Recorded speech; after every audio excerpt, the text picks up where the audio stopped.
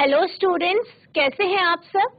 आशा करती हूँ आप अच्छे होंगे और अच्छे से अपनी पढ़ाई कर रहे होंगे। मैं मोनिका रावत आपका स्वागत करती हूँ आईसीटी वर्चुअल क्लासरूम देहरादून में। बच्चों, आज हम क्लास 10th का जो आपका सब्जेक्ट है साइंस, उसका लास्ट ईयर का यानी प्रीवियस ईयर का क्वेश्चन पेपर सॉल्व करेंगे। तो बच्चों, लास्ट लेक्चर में हमने इस क्वेश्चन पेपर के कुछ क्वेश्चंस देखे थे। आई होप आपको वो समझ में आए होंगे। आज हम इसके आगे के क्वेश्चंस देखेंगे। तो बच्चों, अब हम चलते हैं अपने स्मार्ट बोर्ड की तरफ।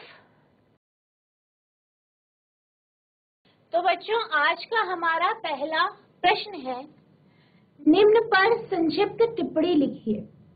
Right short notes on following. पहला है नाभिकीय ऊर्जा यानी न्यूक्लियर एनर्जी। दूसरा है भूतापीय ऊर्जा यानी जियोथर्मल एनर्जी।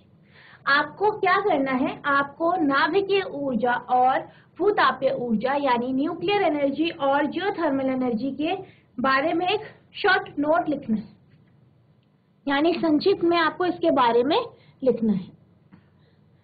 तो सबसे पहले हम बात करते हैं न्यूक्लियर एनर्जी की यानी नाभिकीय ऊर्जा की। तो जैसे कि आप जानते हैं कि जो न्यूक्लियर एनर्जी होती है यानी नाभिकीय ऊर्जा होती है, वो रेडियो एक्टिव एलिमेंट्स जो होते हैं, रेडियो एक्टिव जो आपके एलिमेंट्स होते हैं, जैसे कि आपका यूरेनियम हो गया, थोरियम हो गया, तो उसके न्यूक्लियस से हमें ऑब्टेन होती है, यानी उसका जो न्यूक्लियस होता है उससे हमें प्राप्त होते हैं। बेसिकली इसमें आप दो तरीके की जो है न्यूक्लियर प्रोसेसेस पढ़ते हैं, जिनसे हमें न्यूक्लियर एनर्जी यानी नाभिकीय ऊर्जा की प्राप्ति होती है, जिसे हम न्यूक्लियर फिजन और न्यूक्लियर फ्यूजन कहते हैं। यानी क्या कहते हैं, न्यूक्लियर फिजन और न्यूक्लियर फ्यूजन। अब अगर हम न्यूक्लियर फिजन की बात करें, तो न्यूक्लियर फिजन जो होता है वो एक ऐसी प्रोसेस है या ऐसी जो है प्रक्रिया है जिसमें जो आपका हैवी मेटल होता है, जैसे यूरेनियम हो गया, थोरियम हो गया, ऐसे जो एटम होते हैं उनके जो न्यूक्लियस को हम क्या करते हैं, हाई स्पीड जो न्यूट्रॉन्स होते हैं उनको उस पे बॉम्बार्ड कराते हैं और वो क्या होते हैं, वो टूट जाते हैं। क्या हो जाते हैं, वो लाइटर न्यूक्लियाई में या हल्के जो एलिमेंट होते हैं उनमें वो टूट जाते हैं। और इस प्रोसेस में यानी इस प्रक्रिया में जो एनर्जी हमें प्राप्त होती है उसे हम नाभिकीय ऊर्जा कहते हैं। और इसका हम उपयोग है बिजली के प्रोडक्शन में यानी विद्युत उत्पादन में, आपके एटम बॉम्ब्स में इनका उपयोग किया जाता है। इसी तरीके से दूसरी प्रोसेस है आपकी न्यूक्लियर फ्यूजन। तो न्यूक्लियर फ्यूजन की अगर हम बात करें तो इसमें जो आपका एटम होता है, जैसे कि हाइड्रोजन के दो जो एटम होते हैं, न्यूक्लियाई होते हैं, वो कंबाइंड हो जाते हैं। और जब वो कंबाइंड होते हैं, जब वो मिलते हैं, तो वो हीलियम बनाते हैं, एक हैवी न्यूक्लियाई बनाते हैं। इस प्रोसेस में बहुत सारी एनर्जी रिलीज होती है। इस प्रोसेस में जो एनर्जी यानी ऊर्जा रिलीज होती है उसको हम नाभिकीय ऊर्जा कहते हैं। और ये जो प्रोसेस है ये आपको सूर्य में यानी जो सन होता है उसमें जो एनर्जी का प्रोडक्शन होता है, ऊर्जा का जो उत्पादन होता है, वो इसी माध्यम से होता है। आई होप आपको ये समझ में आया होगा। तो जो आपका टॉपिक है न्यूक्लियर एनर्जी, उसके बारे में आप कुछ इस तरीके से लिखेंगे। Nuclear energy is the energy which is obtain from the nucleus of a radio active nucleus. यानी न्यूक्लियर एनर्जी की अगर हम बात करें, नाभिकीय ऊर्जा की अगर हम बात करें, तो ये हमें प्राप्त होता है रेडियो एक्टिव के, जो रेडियो एक्टिव न्यूक्लियस होता है यानी रेडियो एक्टिव जो एलिमेंट्स होते हैं, ठीक है, उनसे हमें ये प्राप्त होता है। The material which are radioactive in nature kept on disintegrating by emission of certain type of radiation।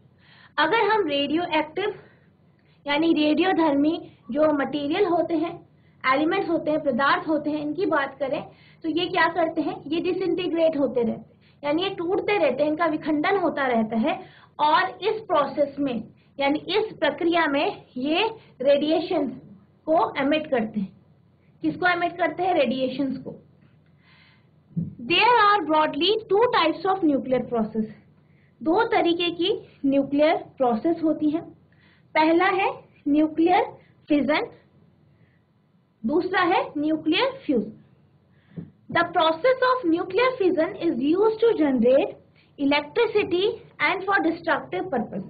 यानी अगर हम बात करें न्यूक्लियर फ्यूजन की, किसकी बात करें, न्यूक्लियर फ्यूजन की अगर हम बात करें, यानी परमाणु विखंडन या नाभिकीय विखंडन की अगर हम बात करें, तो ये जो प्रोसेस होती है इसका उपयोग हम बिजली के उत्पादन में और डिस्ट्रक्टिव प्रोसेस के लिए करते हैं, जैसे कि एटम बम बनाने के लिए, अणु बम बनाने के लिए हम इसका उपयोग करते हैं। There are many nuclear power plants in India, like one in Tamil Nadu, which are used to generate electricity.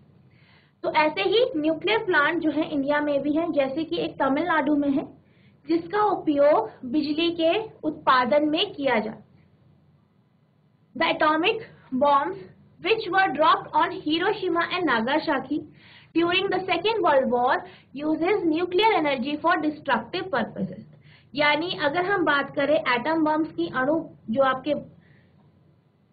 अणु जो बम होते हैं उनकी अगर हम बात करें, एटम बम की बात करें, तो ये जो एटम बम्स हैं इनका उपयोग द्वितीय वर्ल्ड वॉर यानी विश्व युद्ध में नागासाकी और हिरोशिमा में किया गया था, जिसके कारण बहुत ज्यादा डिस्ट्रक्शन हुआ था।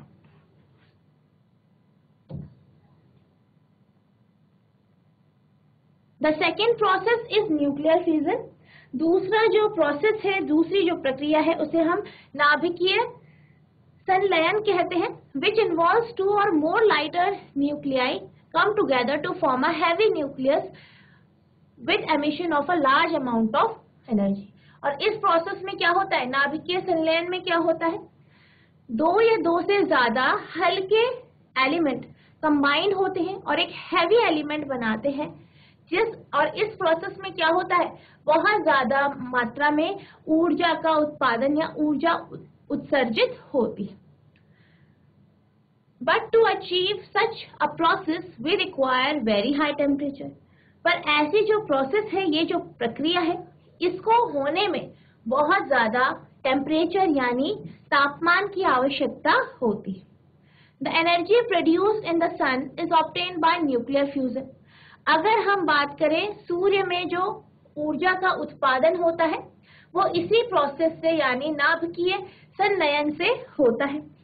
Hydrogen bombs work on the principle of nuclear fission, और हाइड्रोजन बम भी इसी प्रोसेस पे काम करते हैं। परमाणु ऊर्जा वह ऊर्जा है जो एक रेडियोधर्मी नाभिक से प्राप्त यानी उसके न्यूक्लियस से प्राप्त होती है। जो पदार्थ प्रकृति में रेडियोधर्मी होते हैं, यानी जो आपके रेडियो एक्टिव मेटल होते हैं, वे कुछ प्रकार के विकिरणों को उत्सर्जन से विघटित करते हैं। वो क्या करते हैं, वो कुछ तरीके की जो है रेडिएशंस प्रोड्यूस करते हैं।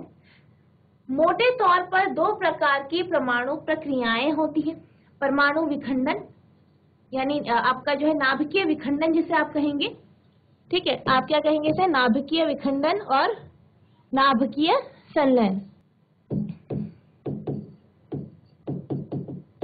तो ये आपका हो जाएगा नाभिकीय विखंडन और नाभिकीय संलयन। नाभिकीय विखंडन, नाभिकीय विखंडन की प्रक्रिया का उपयोग बिजली उत्पन्न करने और परमाणु बम के रूप में विनाशकारी उद्देश्यों के लिए किया जाता है। अगर हम न्यूक्लियर फिजन की बात करें तो इसका उपयोग हम क्या के लिए करते हैं, जो आपके परमाणु बम होते हैं, अणु बम होते हैं, इनके बनाने में इसका उपयोग किया जाता है और बिजली के उत्पादन में इसका उपयोग किया जाता है। भारत में तमिलनाडु जैसे कई परमाणु ऊर्जा संयंत्र है जिनका उपयोग बिजली पैदा करने के लिए किया जाता है। द्वितीय विश्व युद्ध के दौरान हिरोशिमा और नागासाकी पर गिराए गए बम विनाशकारी उद्देश्यों के लिए नाभिकीय ऊर्जा का उपयोग करते हैं। नाभिकीय संलयन की दूसरी प्रक्रिया, जिसमें दो या दो से अधिक हल्के नाभिक शामिल होते हैं, एक बड़ी मात्रा में ऊर्जा के उत्सर्जन के साथ एक भारी नाभिक का निर्माण करते हैं। लेकिन इस तरह की प्रक्रिया को प्राप्त करने के लिए बहुत अधिक तापमान की आवश्यकता होती है। सूर्य में उत्पन्न ऊर्जा नाभिकीय संलयन से प्राप्त होती है। हाइड्रोजन बम नाभिकीय संलयन के सिद्धांत पर कार्य करता है। यहाँ पे नाभिकीय है, तो इस तरीके से आप इस क्वेश्चन का आंसर लिखेंगे। अब हम बात करते हैं भूतापीय ऊर्जा यानी जियोथर्मल एनर्जी की। तो अगर हम जियोथर्मल एनर्जी की बात करें तो बेसिकली इस प्रोसेस में क्या होता है, आप जानते हैं पृथ्वी के अंदर जो है, पृथ्वी के कोर में आपका हीट है, क्योंकि वहां पे आपका मैग्मा है, और ये जो है कई बार ऊपर आ जाता है, अर्थ की सरफेस पे आ जाता है। तो जिस कारण क्या होता है, ये जो गर्म मैग्मा है या जिस जो मॉल्टन रॉक है, इसके पास से अगर कोई पानी या कोई पानी का जो स्रोत है वो गुजरता है, तो और फिर वो स्रोत पृथ्वी के बाहर आता है, तो हमें जो पानी जो प्राप्त होता है वो हॉट स्प्रिंग यानी गर्म पानी के स्रोत के रूप में प्राप्त होता है। इस जो गर्म पानी का जो स्रोत है, जो कि भूमि या पृथ्वी के अंदर की गर्मी के कारण हमें प्राप्त हो रहे हैं, इसका उपयोग हम क्या में कर सकते हैं, आपके बिजली के उत्पादन में कर सकते हैं। Geothermal energy is heat energy generated and store in the earth, यानी अगर हम भूतापीय ऊर्जा की बात करें तो ये हीट एनर्जी है, यानी क्या है, हीट एनर्जी है जो कि हमारी पृथ्वी के अंदर उत्पन्न होती है और उसमें स्टोर होती है यानी संग्रहित होती है। Geothermal energy is generated at geothermal power plant where the heat of earth is used to generate electricity. भूतापीय ऊर्जा का जो है उपयोग जो भूतापीय पावर प्लांट यानी जो संयंत्र है वहां किया जाता है, जिससे पृथ्वी के अंदर की जो ऊष्मा है यानी हीट है उसका उपयोग बिजली के उत्पादन में किया जाता है। Due to some geological changes the molten rocks present in the core of the earth are pushed to the earth's crust, यानी क्योंकि जो आपके भूगर्भीय जो कुछ बदलाव हो रहे होते हैं, इस कारण जो molten rock होती है वो पृथ्वी की जो सतह है उसके पास आ जाती है। Steam is generated when the underground water comes in contact with these points forming hot springs. और क्या होता है, जब पृथ्वी के अंदर का पानी इसके कांटेक्ट में आता है तो स्टीम यानी भाप का उत्पादन होता है, और इस तरीके से जो ये पानी पृथ्वी से जब बाहर आता है तो ये हॉट स्प्रिंग के रूप में बाहर आता है। This trapped steam is used to generate electricity in the geothermal power plant, और ये जो स्टीम होती है, ये जो भाप होती है, इसका उपयोग जो है जियोथर्मल पावर प्लांट्स में जो भूतापीय विद्युत संयंत्र है वहां पे बिजली के उत्पादन में किया जाता है। भूतापीय ऊर्जा पृथ्वी में उत्पन्न और संग्रहित ऊष्मा ऊर्जा है। भूतापीय ऊर्जा उन भूतापीय ऊर्जा संयंत्रों में प्राप्त होती है जहां बिजली उत्पन्न करने के लिए पृथ्वी की गर्मी का उपयोग किया जाता है। कुछ भूगर्भिक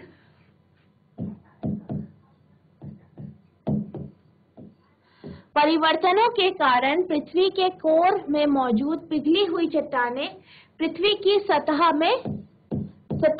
पर धकेल दी जाती है। भाप तब उत्पन्न होता है जब भूमिगत जल गर्म झरने का निर्माण करने वाले इन बिंदुओं के संपर्क में आता है। इस भाप का उपयोग भूतापीय विद्युत संयंत्रों में बिजली उत्पादन करने के लिए किया जाता है। तो इस तरीके से आप इस क्वेश्चन का आंसर लिखेंगे। अब हम चलते हैं अपने अगले प्रश्न की तरफ। तो हमारा अगला प्रश्न है 15 वोल्ट विभवांतर के दो बिंदुओं के बीच 5 कूलम आवेश को ले जाने में कितना कार्य किया जाता है? How much work is done in moving a charge of 5 coulomb across 2 points having a potential difference of 15 volt. आपसे ये कहा गया है कि एक चार्ज है जिसका जो है आवेश यानी चार्ज 5 कूलम है। अब इसको दो बिंदुओं में ले जाया जाता है और उन दोनों बिंदुओं के बीच का जो पोटेंशियल डिफरेंस है यानी विभव अंतर है वो 15 वोल्ट है। यानी आपको पोटेंशियल डिफरेंस यानी विभव अंतर दिया गया है और Q यानी चार्ज आवेश की वैल्यू दी गई है, आवेश का मान दिया गया है। आपको W यानी वर्क की वैल्यू निकालनी है। तो सबसे पहले हमें जो दिया गया है उसे हम नोट डाउन कर लेते हैं। तो हमें V की वैल्यू दी गई है 15 वोल्ट, Q की वैल्यू दी गई है 5 कूलम। ठीक है, अब आप जानते हैं W बराबर Q इंटू V होता है, यानी जो वर्क है वो बराबर चार्ज इंटू पोटेंशियल डिफरेंस होता है। अब आप इसमें इनकी वैल्यूज रख देंगे। Q आपका 5 है, V आपका 15 है, तो ये आपके पास 75 जूल आ गया। यानी इसके द्वारा जो वर्क यानी कार्य किया जाएगा वो 75 जूल किया जाएगा। तो इस तरीके से आप इस क्वेश्चन का आंसर लिखेंगे। अब हम चलते हैं अपने अगले क्वेश्चन की तरफ। तो हमारा जो अगला प्रश्न है वो ये है, 5 ओम के 4 प्रतिरोध निम्न प्रकार से किसी परिपथ में जुड़े हुए हैं। यानी 4 प्रतिरोध है, 4 रजिस्टर है, वो कुछ इस तरीके से जैसे कि आपको डायग्राम में दिया गया है इस तरीके से आपस में जोड़े गए हैं। परिपथ का तुल्य प्रतिरोध Q ज्ञात कीजिए। यानी आपको इक्विवेलेंट रेजिस्टेंस या टोटल रेजिस्टेंस निकालना है इस सर्किट का। यानी आपको कहा गया है 4 resistors of 5 ohm each are connected in a circuit as shown below. Find the equivalent resistance R of the circuit. अब हम इन जो आपके पास ये रेजिस्टर्स है, प्रतिरोध है, इनको हम कुछ वैल्यू दे देते हैं। तो हम मान लेते हैं ये R1 है, ये R2 है, R3 है और ये R4 है। अब आप ये देख सकते हैं कि इस डायग्राम में R1 और R2 पैरेलली यानी समानांतर जुड़े हैं, वहीं R3 और R4 आपस में पैरेलल है, यानी ये भी आपस में क्या है, समानांतर है। और ये जो दो कॉम्बिनेशन है ये आपस में श्रेणीबद्ध तरीके से यानी सीरीज फॉर्मेशन में जुड़े हैं। आपको इन रेजिस्टर्स का इक्विवेलेंट रेजिस्टेंस यानी तुल्य प्रतिरोध निकालना है। तो सबसे पहले हम पहले कॉम्बिनेशन का जो रिजल्टेंट आएगा उसे हम R' मान लेते हैं और जो दूसरा कॉम्बिनेशन है इसके जो टोटल रेजिस्टेंस है या इक्विवेलेंट रेजिस्टेंस है, तुल्य प्रतिरोध है, उसे हम R" मान लेते हैं। तो सबसे पहले हम ये लिख लेते हैं कि हमारे पास R1, R2, R3, R4 जो है सब बराबर दिए गए हैं 5 ओम के। तो पहला जो केस है उसमें क्या हो रहा है, फर्स्ट केस में R1 and R2 are parallel, R1 और R2 समानांतर हैं।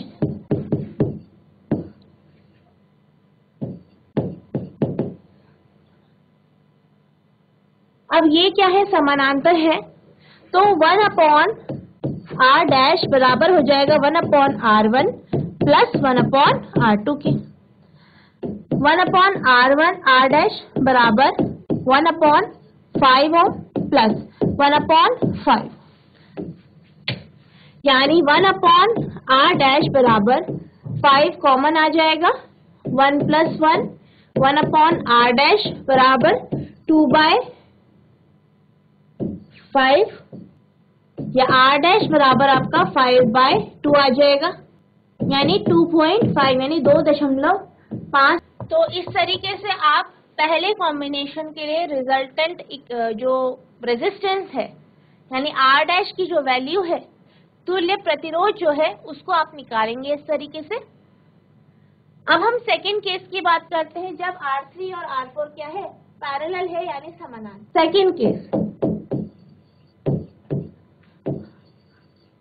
when R3 and R4 are parallel।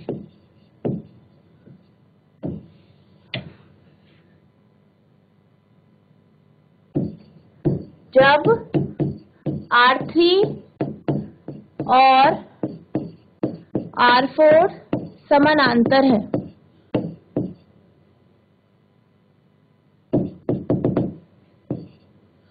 ठीक है, ये पैरेलल है।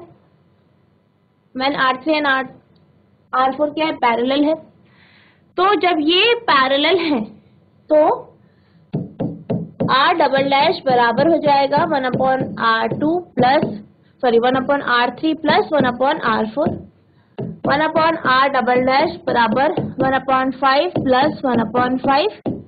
1/R डबल डैश बराबर 5 कॉमन 1 + 1 यानी 2/5। या हम कह सकते हैं R डबल डैश बराबर 5/2 यानी R डबल डैश बराबर 2.5 ओम। अब फर्स्ट और सेकंड केस जो है, यानी दोनों कॉम्बिनेशन के लिए हमने अलग अलग जो है रेजिस्टेंस निकाल दिया है। अब हम क्या करेंगे, अब ये दोनों कॉम्बिनेशन श्रेणीबद्ध तरीके से जुड़े हैं यानी सीरीज में जुड़े हैं। Now R dash and R double dash R in series, यानी R डैश और R डबल डैश श्रेणीबद्ध तरीके से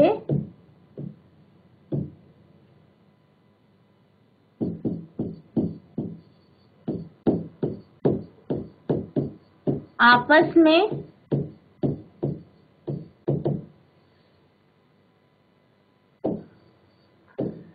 जुड़े हैं।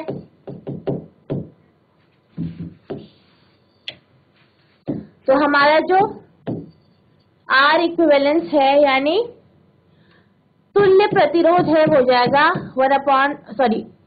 इसमें सीरीज का फॉर्मूला लगेगा। R इक्विवेलेंस बराबर R dash plus R double dash. तो R डैश आपकी 2.5 आई, R डबल डैश भी 2.5 ओम आया। इसे आप ऐड करेंगे यानी 5 ओम जो है आपका R इक्विवेलेंस या तुल्य प्रतिरोध आ जाएगा। इस तरीके से आप इस क्वेश्चन को सॉल्व करेंगे। आई होप आपको ये क्वेश्चन समझ में आया होगा। अब हम चलते हैं अपने अगले प्रश्न की तरफ। तो हमारा जो अगला प्रश्न है वो ये है, विद्युत परिपथों तथा सदित्रों में सामान्यतः उपयोग होने वाले दो सुरक्षा उपायों के नाम लिखिए। Name 2 safety measures commonly used in electric circuits and appliances. यानी विद्युत परिपथों तथा सदित्रों में सामान्यतः उपयोग होने वाले दो सुरक्षा उपायों के नाम लिखिए। अब आपको ये बताने हैं कि दो ऐसी कौन सी चीजें हैं जिनका उपयोग हम विद्युत परिपथों यानी इलेक्ट्रिक सर्किट और अप्लायंसेस में करते हैं सेफ्टी के रूप में, यानी सुरक्षा के उद्देश्य से। तो जब हम चैप्टर पढ़ रहे थे, ठीक है, तो हमने क्या देखा था, हमने ये देखा था कि जो आपके इलेक्ट्रिकल अप्लायंसेस होते हैं, जैसे कि आपका स्टेबलाइजर हो गया, इन्वर्टर हो गया, या आपके घरों में जो सर्किट होते हैं, डोमेस्टिक सर्किट्स जो होते हैं, घरेलू परिपथ जो होते हैं, उनमें जो है शॉर्ट सर्किट से बचाने के लिए, ओवरलोडिंग से बचाने के लिए फ्यूज का उपयोग किया जाता है। किसका उपयोग किया जाता है? फ्यूज का। और फ्यूज क्या होता है? फ्यूज एक तरीके की जो है मेटल होता है, मेटल स्ट्रिप होती है या वायर होती है, जो कि जब एक्सेस अमाउंट ऑफ करंट यानी बहुत ज्यादा मात्रा में धारा जब आपके सर्किट से प्रवाहित होती है तो वो क्या करती है? वो पिघल जाती है और सर्किट को तोड़ देती है, ताकि जो ज्यादा धारा प्रवाहित हो रही है सर्किट से वो आगे ना जाए और आपके जो अप्लायंसेस है वो फूके ना। तो बेसिकली ऐसे प्रकार के मेटल का यूज किया जाता है इस फ्यूज में जिसका मेल्टिंग पॉइंट लो होता है। तो इस तरीके से हम जो है फ्यूज का उपयोग करते हैं। और फ्यूज में जो हम यूज करते हैं वो आपका जो इलेक्ट्रिसिटी या करंट जो होता है, धारा जो होता है, उसका जो तापीय प्रभाव होता है यानी जो उसका थर्मल इफेक्ट या हीटिंग इफेक्ट होता है, उसका हम इसमें उपयोग करते हैं। इसी तरीके से आपने अर्थिंग के बारे में पढ़ा है। तो अर्थिंग का उपयोग करके भी हम जो डोमेस्टिक सर्किट्स होते हैं, घरेलू परिपथ होते हैं, उनमें जो है शॉर्ट सर्किट होने से बचाते हैं। तो जो आपका ये क्वेश्चन है इसका आंसर आप इस तरीके से लिखेंगे, electric fuse and proper earthing are two safety measures commonly used in electric circuit and appliances. Electric fuse और अर्थिंग दो सुरक्षा उपाय हैं जो आमतौर पर इलेक्ट्रिक सर्किट और उपकरणों में उपयोग किए जाते हैं। तो इस तरीके से आप इस क्वेश्चन का आंसर लिखेंगे। अब हम चलते हैं अगले प्रश्न की तरफ। तो हमारा अगला प्रश्न है, विद्युत जनित्र किस सिद्धांत पर कार्य करते हैं? On which principle electric generator works. यानी आपको सिद्धांत बताना है कि किस सिद्धांत पर जो आपका इलेक्ट्रिक जनरेटर यानी विद्युत जनित्र होता है वो काम करता है। तो अगर हम इलेक्ट्रिक जनरेटर की बात करें तो जैसे कि आप जानते हैं इलेक्ट्रिक जनरेटर में क्या होता है, हम एक कॉइल लेते हैं और उस कॉइल को यानी जो कुंडली होती है उसे एक चुंबकीय क्षेत्र में रखते हैं, यानी मैग्नेट के बीच में रखते हैं, एक यूनिफॉर्म मैग्नेटिक फील्ड में उसे रखते हैं और फिर हम उससे जो है करंट को फ्लो कराते हैं। तो आप ये देखते हैं कि क्या होता है, आपका जो कॉइल है, ठीक है, जो आपकी कुंडली है वो मूव करने लग जाती है। बेसिकली होता क्या है, इस प्रोसेस में हम जो है इलेक्ट्रोमैग्नेटिक इंडक्शन का उपयोग करते हैं। किसका उपयोग करते हैं? इलेक्ट्रोमैग्नेटिक इंडक्शन का, जिसमें हम क्या करते हैं, जब हमारा कॉइल रोटेट होता है तो जिस कारण से हमारे जो कंडक्टर है उसमें करंट का फ्लो होने लग जाता है। Electric generator works on the principle of electromagnetic induction, that is when a coil is rotated in the presence of uniform magnetic field, the current induced in it। यानी क्या होता है, बेसिकली जो आपका इलेक्ट्रिक जनरेटर होता है वो electromagnetic induction के ऊपर कार्य करता है। और ये होता क्या है, जब आपका जो कॉइल होता है उसको एक यूनिफॉर्म मैग्नेटिक फील्ड में मूव कराया जाता है तो उस कॉइल में इलेक्ट्रिसिटी यानी बिजली जो है वो इंड्यूस हो जाती है, प्रेरित होती है। तो इस प्रोसेस में आपका इलेक्ट्रिक जनरेटर काम करता है। विद्युत जनित्र विद्युत चुंबकीय प्रेरण के सिद्धांत पर कार्य करता है, अर्थात जब किसी कुंडली को एक समान चुंबकीय क्षेत्र में उपस्थित या उसकी उपस्थिति में घुमाया जाता है तो उसमें धारा प्रेरित होती है। नेक्स्ट है, प्रत्यावर्ती विद्युत धारा उत्पन्न करने के दो स्रोतों के नाम बताइए। यानी आपको सोर्सेस। तो अगर हम एसी करंट की बात करें तो जो आपकी बिजली होती है जो हम हाइड्रो पावर प्लांट्स में जिसका उत्पादन करते हैं या थर्मल पावर प्लांट्स में जिनका उत्पादन करते हैं वो आपकी एसी यानी ऑल्टरनेटिंग करंट होती है। तो अगर हम बात करें दो स्रोत की एसी करंट की तो वो आपके हाइड्रो इलेक्ट्रिक पावर प्लांट और थर्मल पावर जनरेटर होते हैं। यानी the sources of AC are hydroelectric power plants and thermal power generator. AC के दो स्रोत हाइड्रोइलेक्ट्रिक पावर प्लांट और थर्मल पावर जनरेटर है। नेक्स्ट है आपका फ्लेमिंग के बाएं हाथ के नियम से क्या सूचना मिलती है? Which information is obtain from Fleming's left hand rule. तो अगर हम फ्लेमिंग के लेफ्ट हैंड रूल की बात करें तो हम इसका उपयोग, जैसे कि आप जानते हैं, हम क्या करते हैं, इसमें जो आपका थंब होता है, अंगूठा, मिडल फिंगर और जो आपकी फर्स्ट फिंगर है, ठीक है, जो आपकी मध्यमा है, जो आपकी अंगूठा है और जो उंगली है, ठीक है, पहली फिंगर जो है, इन तीनों को हम परपेंडिकुलरली यानी लंबवत जो है रखते हैं। और आपका जो अंगूठा होता है वो मैग्नेटिक फोर्स की तरफ इशारा करता है, यानी जो फोर्स है या जो मोशन होगा, ठीक है, जो बल लग रहा है उसके ऊपर। जो आपकी पहली उंगली है, फर्स्ट फिंगर है, वो जो है मैग्नेटिक फील्ड के ऊपर दर्शाती है। और जो आपकी मिडिल फिंगर होती है या मध्यमा होती है वो करंट को यानी धारा की जो डायरेक्शन है उसे दर्शाती है। तो इससे हमें ये पता चलता है कि जो आपका फ्लेमिंग लेफ्ट हैंड रूल है, इससे हमें फोर्स यानी मोशन की डायरेक्शन का पता चलता है, मैग्नेटिक फील्ड चुंबकीय क्षेत्र की दिशा का पता चलता है, और करंट यानी धारा की जो दिशा है उसका पता चलता है। तो इस क्वेश्चन का आंसर आप कुछ इस तरीके से लिखेंगे। Fleming's left hand rule is a simple and accurate way to find the direction of force motion of the conductor in an electric motor when the magnetic field direction and current direction is known। यानी अगर हम Fleming के left hand rule की बात करें तो इसका हम उपयोग करते हैं मोशन की डायरेक्शन यानी फोर्स, बल की जो दिशा होगी उसको निकालने में, जब हमें किसी इलेक्ट्रिक मोटर में, जो विद्युत मोटर होती है, उसमें मैग्नेटिक फील्ड यानी चुंबकीय क्षेत्र की दिशा पता हो और करंट की दिशा पता हो। तो बच्चों, आज हमने जो आपका 2020 का प्रश्न पत्र है यानी क्वेश्चन पेपर है उसे हमने डिस्कस किया, उसके कुछ क्वेश्चंस देखे।